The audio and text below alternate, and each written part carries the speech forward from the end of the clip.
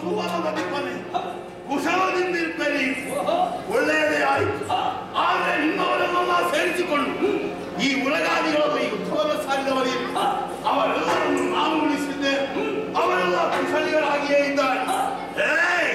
ಈಗ ನಿನ್ನ ಮುಂದೆ ನಿಂತದ್ದು ಯಾಕೆ ಗೊತ್ತಾ? ನಿನ್ನ ಸೊಕ್ಕನ್ನು ಮುರಿಯುವುದಕ್ಕೆ.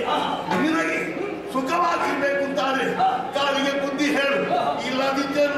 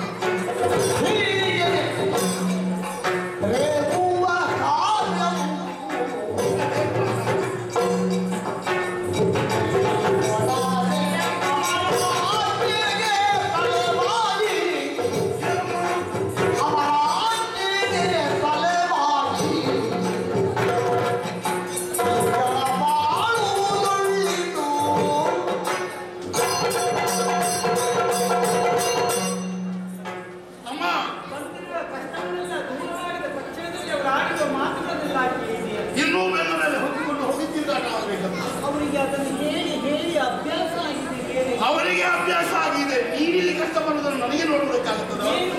ನಿನ್ನ ಜೊತೆಯಲ್ಲಿ ನಾನು ದಾಸತ್ವವನ್ನು ಕೈಗೊಂಡಿದ್ದೇನೆ. ಈ ದಾಸತ್ವಕ್ಕೆ ಕೊನೆಯೇ ಇರುವ ಹಾಗಾದ್ರೆ ಏನಾದ್ರು ಉಪಾಯ ಹೇಳಬಹುದು? ಬಂದನ್ನು ಅನುಭವಿಸಬೇಕಾದದ್ದು ಈ ಸಮಯದಲ್ಲಿ ಅವರಿಗೆ ಹೊಡೆಯುವುದರಿಂದ ಯಾವ ಎಷ್ಟು ಸಮಯ ಅಂತ ಅನುಭವಿಸುವುದಮ್ಮ? ಬಗ್ಗುವಷ್ಟೇ ಬಗ್ಗಬೇಕು. ಮತ್ತೆ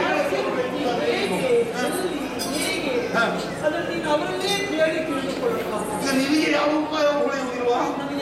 ದಾಸತ್ವದ ಬಿಡುಗಡೆ ಇರುವ ಆಗಲಮ್ಮ ನೀವು ಹೇಳಿದಂತೆ ನಾನು ಅವರಲ್ಲೇ ಕೇಳ್ತೇನೆ. ಆಗುವ ನನ್ನ ಮಾತಾಡೋದು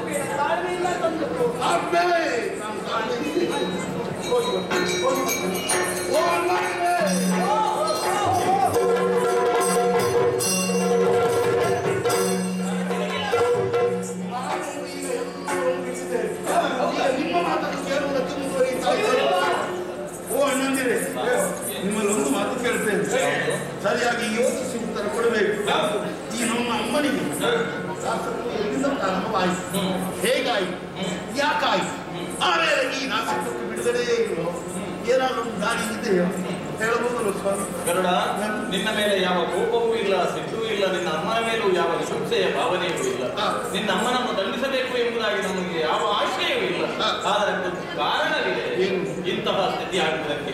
ಅಂಬರವನದಲ್ಲಿ ಹೋಗುತ್ತಿದ್ದಂತಹ ದೇವೇಂದ್ರನ ಕುದುರೆ ಜೈಶವ ಬಿಳಿಯೋ ಕಪ್ಪೋ ಎನ್ನುವಂತಹ ವಾದ ಇರುವರನ್ನು ಆಯಿತು. ವಿನತೆ ಹೇಳಿದರಂತೆ ಆ ಕ್ಷಣದಲ್ಲಿ ಅದು ಶುಭ್ರವಾಗಿದೆ, ಬೇದಾಗಿದೆ ಎಂಬುದಾಗಿ. ನಮ್ಮಮ್ಮ ಹೇಳಿದರಂತೆ ಅದರ ಬಾಲ ಕಪ್ಪು ಎಂಬುದಾಗಿ. ಹಾಗೆಂದು ಮತ್ತೆ ಪುನಃ ಬಂದಾಗ ಅದರ ಪರೀಕ್ಷೆ ನಡೆಯಲೇಬೇಕು. ಹಾಗಿದ್ದರೆ ನಡೆಯುವುದಾದರೂ ಹೇಗೆ? ಎಲ್ಲಾದರೂ ಕುದುರೆಯ ಬಾಲ ಕಪ್ಪಾಯಿತು ಎಂದಾದರೆ ವಿನತೆ ಕದ್ರುವಿನ ಸೇವೆಗೆ ಅಣಿಯಾಗಬೇಕು. ಅಲ್ಲ, ಶುಭ್ರವೇ ಆಗಿದ್ದರೆ ವಿನತೆಯ ಸೇವೆಗೆ ಕದ್ರುವಿರಬೇಕು ಜೀವನ ಪರ್ಯಂತರ. ಅಲ್ಲ, ನಿಜವಾಗಿಯೂ ಕುದುರೆಯ ಬಾಲ ಬಿಡು ಸಂಪೂರ್ಣ ಶುಭ್ರವರ್ಣದಿಂದ ಶೋಭಿಸುವಂತಹ ಕುದುರೆಯರು ಆ ಕುದುರೆಯ ಬಾಲ ಕಪ್ಪಾಗಿಸುವುದಕ್ಕೆ ಬೇಕಾಗಿ ತಾಯಿ ನಮ್ಮಲ್ಲಿ ಕೇಳಿಕೊಂಡರು. ನಾವು ಪ್ರಥಮದಲ್ಲಿ ಒಪ್ಪಿಕೊಳ್ಳಿಲ್ಲ ತಮ್ಮ. ಆದರೆ ಏನು ಮಾಡೋಣ? ಒಪ್ಪಿಕೊಳ್ಳದೆ ಇದ್ದಂತಹ ಸಂದರ್ಭದಲ್ಲಿ ಕೋಪದಿಂದ ನಮಗೆ ಶಾಪವನ್ನು ಕೊಟ್ಟರು. ಮುಂದೆ ಜನಮೇಜಯ ಮಾಡುವ ಮಹತ್ತರವಾದಂತಹ ಸರ್ಕಾರದಲ್ಲಿ ನೀವೆಲ್ಲರೂ ಹೋಮಿಸಿ ಹೋಗಿ ಹಸುವನ್ನು ಏನು ನಾವು ಸಾಯುವವರು.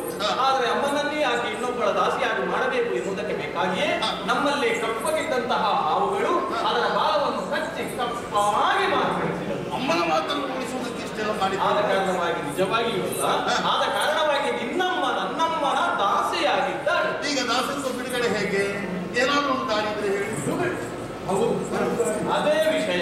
ಯಾಕಂದ್ರೆ ನಮ್ಮ ಅಮ್ಮ ಒಂದು ಕಾಲದಲ್ಲಿ ಕೋಪದಿಂದ ನಮ್ಮನ್ನು ಶಪಿಸಿದ್ದು, ಸರ್ಪಾಂತರದಲ್ಲಿ ನೀವು ಹೋಗಿಸಿ ಹೋಗಿ ಹಾಗಿದ್ರೆ ನಾವು ಸಾಯುವುದಕ್ಕೆ ಇದ್ದೇವೆ ಎನ್ನುವುದಲ್ಲದೆ ಅದು ನಿಮಗೆ ನಿಶ್ಚಯವಾಗಿ ಗೊತ್ತು. ಹಾಗಿದ್ರೆ ಮರಣವನ್ನು ದೂರೀಕರಿಸುವುದಕ್ಕೆ ಹೇಗೆ? ಮೃತತ್ವವನ್ನು ದೂರೀಕರಿಸುವಂತಹ ಅಮೃತವೇ. ಆ ಅಮೃತ ನಮಗೆ ಸಿಕ್ಕಿತು ಅಂತೇಳಿ ಆದರೆ ನಿಮ್ಮ ತಾಯಿಯ ದಾಸ್ಯ ವಿಮೋಚನೆ ಅಂದ್ರೆ ನಾನು ದೇವರ ದೇವೇಂದ್ರನನ್ನು ಕೇಳಿ ನಾನು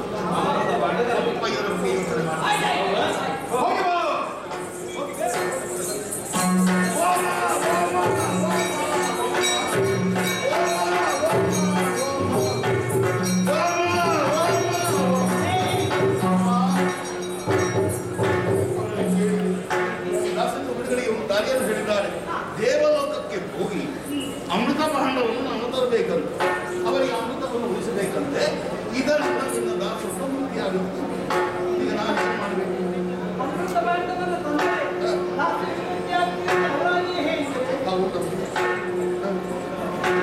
ನೀನು ಅಮೃತವನ್ನು ತರಬೇಕೇನೋ ಹೋಗ್ತೀಯ, ಅದು ತರುವುದು ಅಷ್ಟು ಸುಲಭವಲ್ಲ. ಯಾಕೆ ತಾಯಿ? ಯಾಕಂದ್ರೆ ಅದು ಪ್ರತಿನಿತ್ಯದ ಮಧ್ಯದಲ್ಲಿ ಕೊಡಬೇಕಾಗುತ್ತೆ. ಯುಕ್ತಿ ಚಕ್ರದ ಮಧ್ಯದಲ್ಲಿದ್ದರೂ ಅದನ್ನು ಪಡೆಯುವಂತಹ ಸಾಮರ್ಥ್ಯ ನಿಮ್ಮ ಮಗನಾದಂತಹ ಇದೆ. ನನಗೆ ಬಹಳವಾಗಿ ನಾನು ಬಂದವರನ್ನು ಎದುರಿಸಿ ಆ ಅಮೃತವನ್ನು ಅಪಹಾರ ಮಾಡಿಯರು. ಆದರೆ ನಾನು ಹೋಗುವಂತಹ ಆ ಹೊತ್ತಿನಲ್ಲಿ ನನಗೆ ಹೊಟ್ಟೆಗೆ ಹಸಿವಾಗುವುದಿಲ್ಲ ತಾಯಿ. ಏನಾದರೂ ತಿನ್ನಬೇಡಮ್ಮ. ನನಗೆ ತಿನ್ನುವುದಕ್ಕೆ ಬೇಕು, ತಿನ್ನುವುದಕ್ಕೆ ಬೇಕು. ಏನು ತಿನ್ನಲಿ ನೀನೇ ಹೇಳು.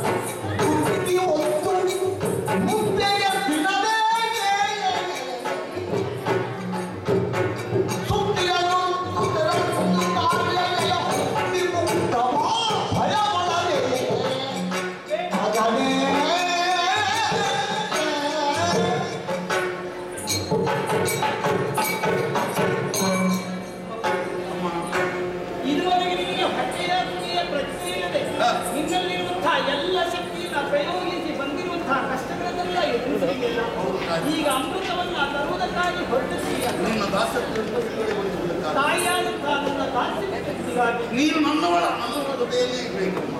ನಿನ್ನ ಪಾದ ಸೇವೆ ಮಾಡ್ತಾ ಇದ್ದೇನೆ. ನಿನ್ನಂತಹ ಮಗನನ್ನ ಪಡೆದಂತಹ ನಾನೇ ಧನ್ಯಳು ಧನ್ಯಳು ಆಗಮ್ಮ. ನಾನು ಕಷ್ಟ ಕಾಲದಲ್ಲಿ ಇಂತಹ ಮಾತುಗಳನ್ನು ಹೇಳಿದ ಮೇಲೆ ಬದುಕಬೇಕೆಂಬ ಆಸೆ ನನ್ನ ಪಾದದಲ್ಲಿ ಇದೋ ನೀನು ಈ ಸಮಯದಲ್ಲಿ ಹೊರಡುವಾಗ ಇದು ನಿನಗೆ ಇಷ್ಟವಾದದನ್ನು ತಿನ್ನುವುದಕ್ಕೆ ಒಂದು ನಿನಗೆ ಬೇಕಾದದನ್ನು ನೀನು ಪಡೆಯಬಹುದು. ಆದರೆ ಒಂದು ಮಾತು, ಲೋಕದಲ್ಲಿರುವಂತಹ ಬ್ರಾಹ್ಮಣರು ದೇವರಿಗೆ ಸಮಾನರು ಎನ್ನುವ ಮಾತುಗಳಿದೆ. ಒಳ್ಳೆಯ ಶಿಷ್ಟರನ್ನ ಬ್ರಾಹ್ಮಣರನ್ನ ತಿನ್ನುವುದಕ್ಕೆ ಮುಂದಾಗಬೇಡ. ಅವರನ್ನ ಬಿಟ್ಟು ಉಳಿದದ್ದನ್ನು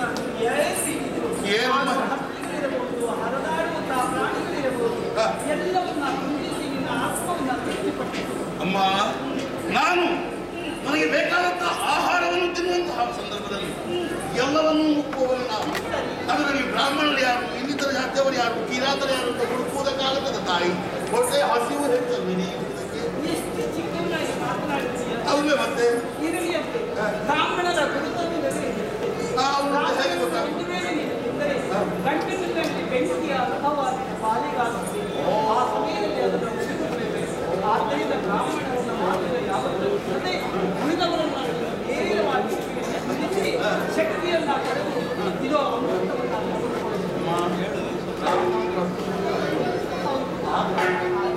ಆ ಸುಡ್ತಾರೆ ಗಂಟಲೊಳಗಂತಾದ್ರೆ ಪಕ್ಕನೆ ಮುಗಿದು ಬಿಡ್ತೇನೆ. ಆಮೇಲೆ ಯೋಚಿಸಿ ಯೋಚಿಸಿ ಹುಡುಕಿ ಸಂಯಮವನ್ನು ಕಾಲಿಗೆ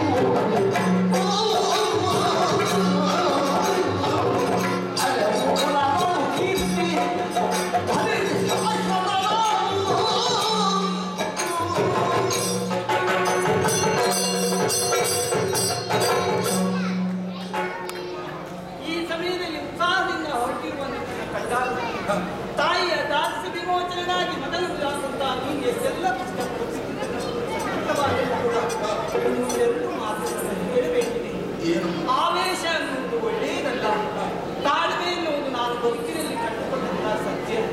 ಈಗಾಗಲೇ ಮೊದಲು ನಾನು ಪಡೆದುಕೊಂಡಿರುವಂತಹ ಕಾಲದಲ್ಲಿ ನಾನು ಪಡೆದುಕೊಂಡಿರುವ ತಾಳ್ಮೆ ಎನ್ನುವುದನ್ನು ನೀನು ಆ ರೀತಿಯಲ್ಲಿ ಇದು ಶ್ರೀಮನ್ನಾರಾಯಣನ ಆರಾಧನೆಯಿಂದ ಅವನ ಮುಸುಳಿಕೆಯಿಂದ ನಿನ್ನ ಕಾರ್ಯಗಳು ಸೂತ್ರವಾಗಿ ನೆರವೇರಲಿ.